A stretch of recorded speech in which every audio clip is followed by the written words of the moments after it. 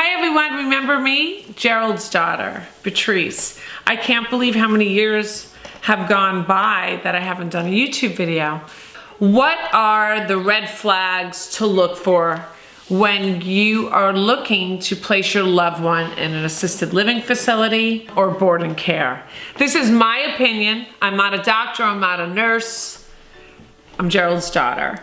And all I can tell you is what I would do differently if I had the chance.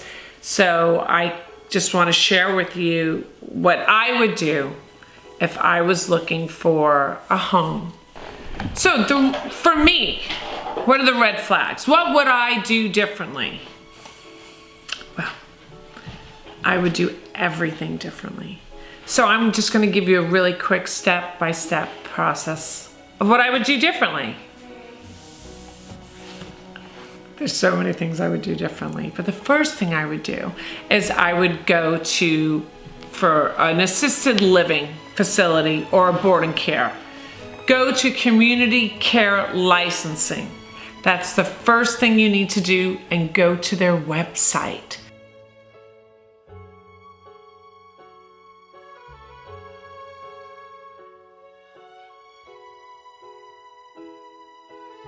And put in the facility's name to do a search to see any kind of violations. Now let me tell you something about this community care licensing website. It's great.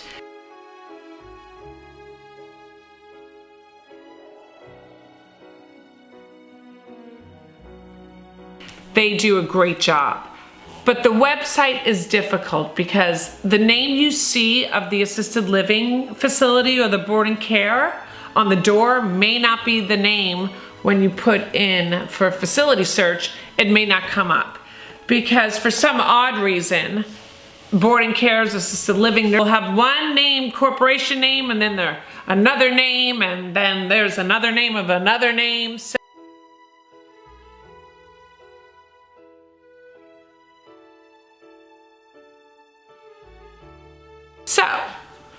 once you find the true name of the facility, put it in there.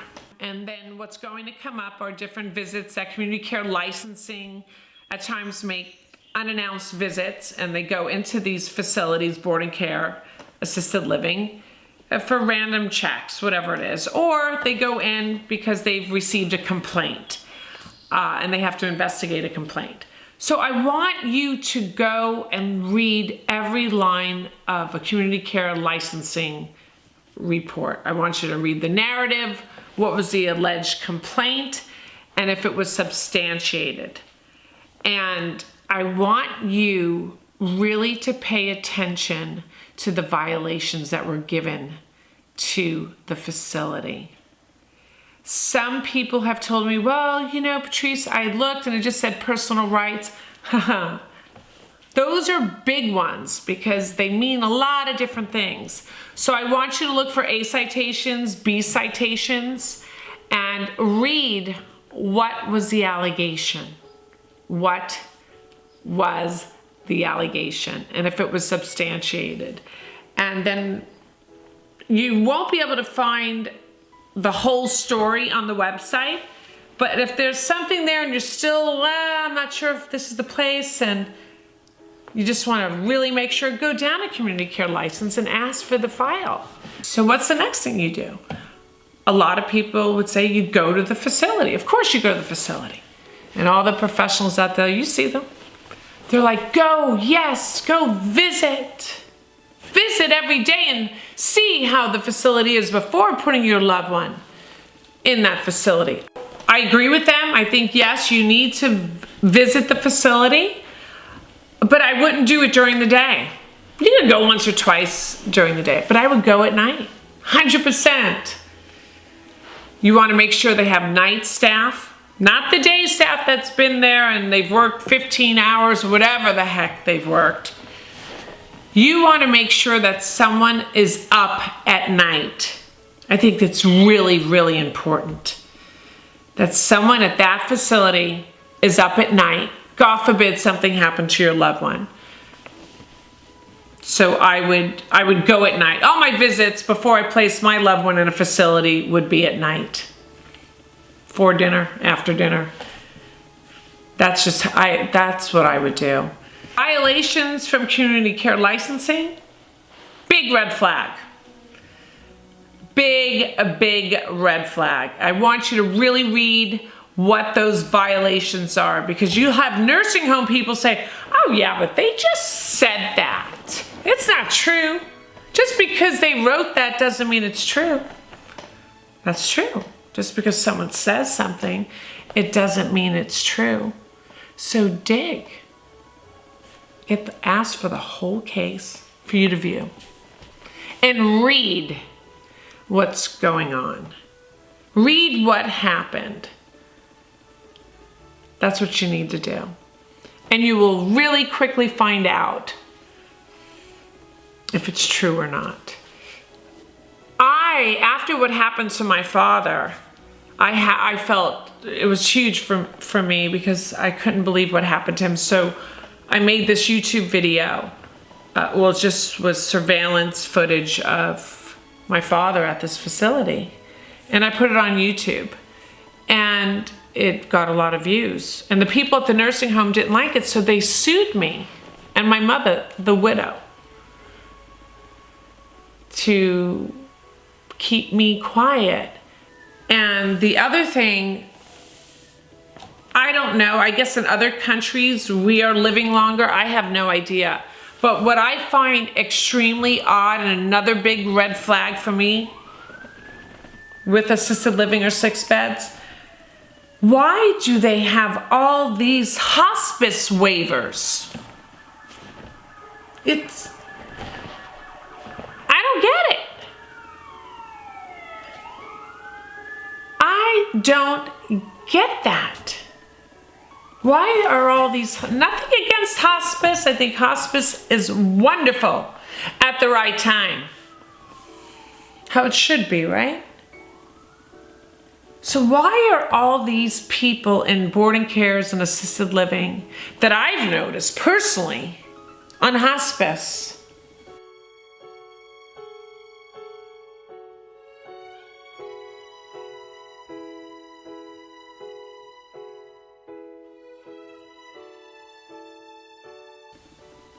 Why is that?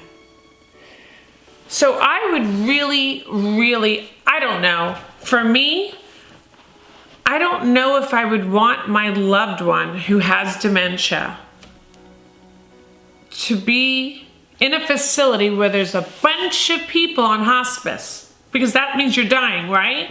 What does it mean? What's palliative care? What's hospice? And why is hospice in all these facilities? So if there's 6 bed facility you're looking at, ask them how many hospice waivers they have. And then maybe ask them why. Then you can let me know.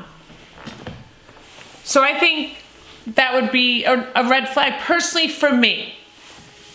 Personally for me. I want to know, I wouldn't put a loved one in a boarding care where 4 out of the 5 patients are on hospice. I don't know, there's something about hospice, for me, I believe that they're brought in way too early, okay?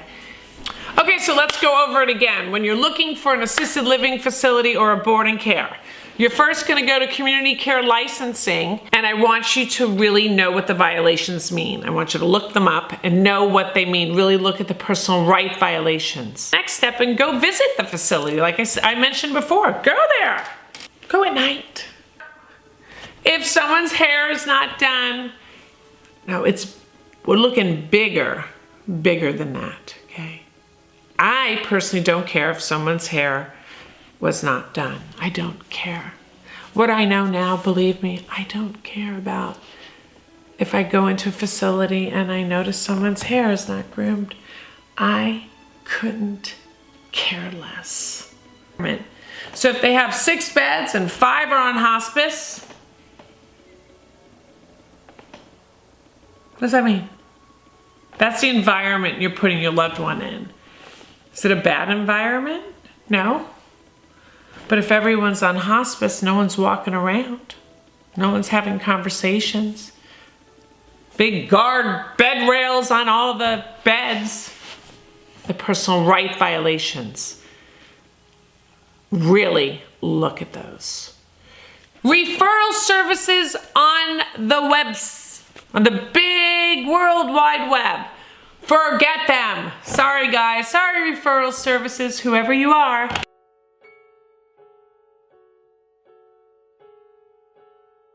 I'm not comfortable with them. I've seen many. And they all kind of look alike. It's kind of weird. If you notice, they all look alike. I don't know. It's something about them. And I don't know who owns them. So why am I going to trust a referral site on the World Wide Web? That's a facility I heard about. And all these glowing reviews. I don't know who owns the referral sites. So for me, they're one of my red flags. So if I don't know who owns them, because I know I'm not paying for those referral sites. You're not paying for those referral sites, right? Somebody is. So to be safe, don't use a referral site on the internet. Someone refers you somewhere, oh my gosh, this person's there, that person's there, then still do your due diligence. I don't care who's there and how great it was for that person. That's it for today. And during the next few weeks, there'll be 100 more things, because I think there's several hundred things you need to do before placing yourself. That's okay, that's my dog. Before placing your loved one in assisted living facility or a boarding care. So this is just the first 5. Good night.